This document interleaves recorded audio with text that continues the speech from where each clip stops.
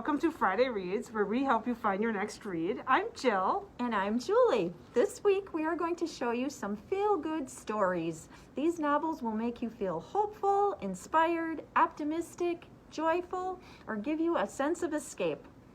And if you see a title that you like, you can put it on hold at infosoup.org. While our doors are still closed, we are still doing curbside pickup. You just put it on hold, and then when it comes in, you come to the library during our normal operating hours and give us a call from the parking lot, and we'll bring your book out to you. So my first pick for today is called The Bare Necessity, a novel by James Goldburn. This is a heartwarming debut novel about a father and son overcoming their grief in a surprisingly inventive way. If you're fans of Nick Hornby, who wrote About a Boy, you may enjoy this book. The premise is Danny has become a single father to 11-year-old Will, who hasn't spoken since the death of his mom in a car crash a year earlier. To make matters worse, the dad, Danny, has just been fired from his job, he's behind on the rent, and his landlord is threatening him. Doesn't sound real uplifting so far. No. But after observing a local street performer in a nearby park, Danny goes out on a limb, uses his last few dollars on a tattered panda costume, impulsively deciding to become a dancing bear.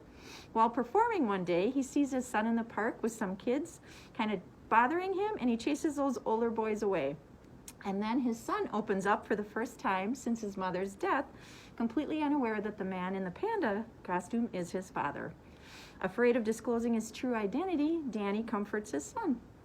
So Bare Necessity is a refreshingly unpretentious, uplifting story of a father and son trying to reconnect in the most unlikely of circumstances. A bear costume is definitely unusual. A dancing bear costume.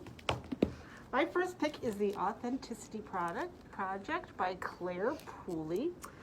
This is a story of 6 strangers who are drawn together by a notebook in which people share their thoughts and feelings.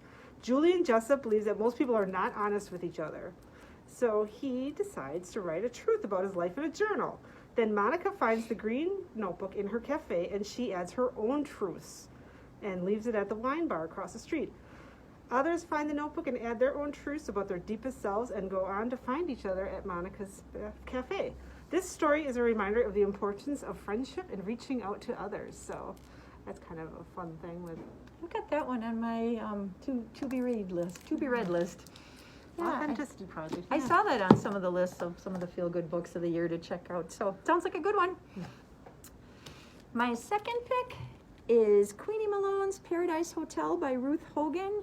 You may be familiar with her books, The Keeper of Lost Things.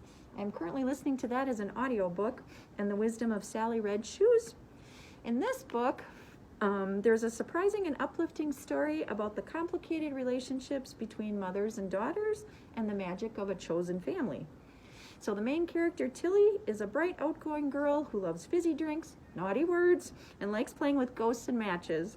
When her beloved father suddenly disappeared, she and her mother move into Queenie Malone's magnificent Paradise Hotel. This hotel is filled with endearing and loving family of misfits, including the exuberant owner, Queenie herself. Tilly gets dealt another shattering blow when her mother sends her off to boarding school with little explanation, and she loses that chosen family. Now, the other part of the book comes into play when Tilly's an adult. She returns to Brighton, and with the help of the still dazzling Queenie, she sets about unraveling the mystery of her exile from that hotel when she got sent to boarding school. And she also discovers that her mother was not the woman she thought she knew at all. And it's never too late to write your own happy ending. So, Queenie Malone's Paradise Hotel. Ooh, mothers and daughters. Yeah. And sons and fathers. My next choice is The Lido by Libby Page. This novel reminds us that you're never too old to make friends and make a difference. So this is the story of 86-year-old Rosemary and 26-year-old Kate, and they're united by a campaign to save a local swimming pool. So this is also Libby Page's debut novel, and it's a story about friendship, community, and the power of believing in yourself. So, and it's got a pool in it, so that's pretty uplifting right now. Sounds good. And my third pick is How the Penguin Saved Veronica by Hazel Pryor. A cranky but charming old woman, her estranged grandson, and a colony of penguins proves it's never too late to be the person you want to be in this heartwarming story from the acclaimed author of Ellie and the Heartmaker. So in this story, 85-year-old Veronica McCready is estranged from her family and wants to find a worthwhile cause to leave her fortune. When she sees a documentary about penguins being studied in Antarctica, she tells those scientists she's coming to visit, and she won't take no for an answer. So shortly after arriving, she convinces that reluctant team to rescue an orphaned baby penguin. He becomes part of life at the base, and Veronica's closed heart starts to open. Her grandson comes to Antarctica to make one last attempt to get to know his grandmother, and together they start exploring what connections are all about in this heartwarming story. This book is sure to put a smile on your face, and if this tale of self-discovery sounds interesting, you may also like The Last Piece by Imogen Clark. So, How the Penguins Saved Veronica. Sounds like a fun one to me. Penguins. What's not fun about penguins? You can't be sad. There you go. My next choice is Beautiful Ruins by Jess Walters. This is a funny, romantic, and purely enjoyable book. This Beautiful Ruins by Jess Walters is a story of an almost love affair that begins on the Italian coast in 1962 and is rekindled in Hollywood 50 years later. Ooh. So I chose this book because it's heartwarming and fun, and because of the atmosphere, because who wouldn't want to go to the coast of Italy and, Hollywood? Just the cover of the book makes it look I enticing. know, I kind of want to go there now. So, Beautiful Ruins. And my fourth pick is The Flat Share by Beth O'Leary. So Tiffy and Leon share a flat. Tiffy and Leon share a bed, but Tiffy and Leon have never met. So Tiffy Moore needs a cheap flat and fast, and Leon works nights and needs cash. Their friends think they're crazy, but it's the perfect solution. Leon occupies the one-bed flat while Tiffy's at work in the day, and she is the run of the place the rest of the time. So lots of things going on in this book. Obsessive ex-boyfriends, demanding clients at work. But this book has been described as quirky, unique, and a feel-good novel that's hard to forget. If it sounds intriguing, you may also like How to Find Love in a Bookshop by Veronica Henry, or Eleanor Oliphant is Completely Fine. A lot of people read that one, by Gail Honeyman. So, The Flat Share, something to check out. I saw that one on lists too. Yeah. My next one is The Impossible Fortress by Jason Rekulek.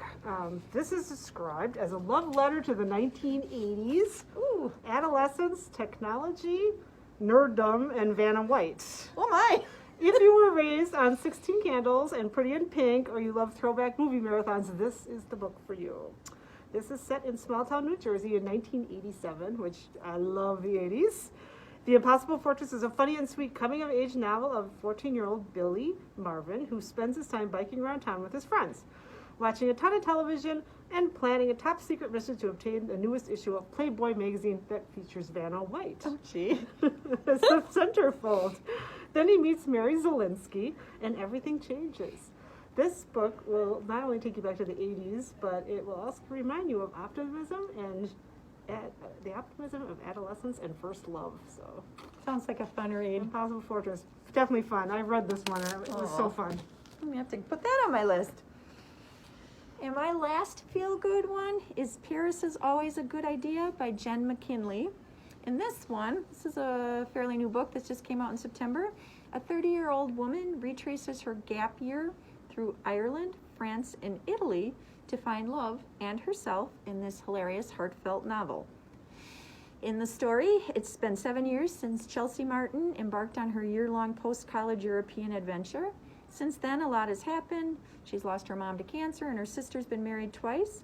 She throws herself into work, but she feels like something is missing. So when her introverted mathematician father tells her he's getting remarried, she's forced to acknowledge that her life kind of stopped after her mom died, and the last time she can really remember being happy, in love, or enjoying life was on her year abroad. So inspired to retrace her steps, she hopes that one of the three men who stole her heart so many years ago can help her to find it again.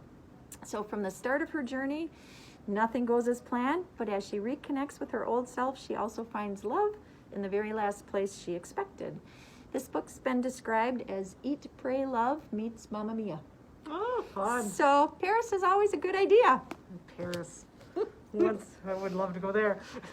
Okay, my next one is One Day in December by Josie Silver. This was a Reese Witherspoon Hello Sunshine. You can see the little sticker there. Hello Sunshine Book Club selection. In this book, Lori is sure the first love at first sight does not exist anywhere but in the movies. But then through a misted up bus window one snowy December day, she sees a man who she instantly knows is the one. Their eyes meet, there's a moment of pure magic, and then her bus drives away. Oh, gee. Certainly they're fated to find each other again, so Lori spends a year scanning every bus stop and cafe in London looking for him. But she doesn't find him, not when it matters anyways. Instead, they reunite at a Christmas party when her best friend Sarah giddily introduces her new boyfriend to Lori. It's Jack, the man from the bus. Of course it would be. So what follows is Lori, Sarah, and Jack, and 10 years of friendship, heartbreak, missed opportunities, roads not taken, and destinies reconsidered. One Day in December is a joyous, heartwarming, and immensely moving love story to escape into, and a reminder that fate takes inexplicable turns along the road to happiness. Aww. Well, thank you everyone for watching. We hope you got some ideas for your next read, especially a book that's a little lighter read that you just want to escape into, kind of a hopeful, inspired one for this time of year. Yep, and we'll see you next time. If you have a favorite feel-good read, we'd love to hear from you. Just put it in the comments below, and we'd love to hear it. Happy reading! Happy reading, everyone. Thanks for watching.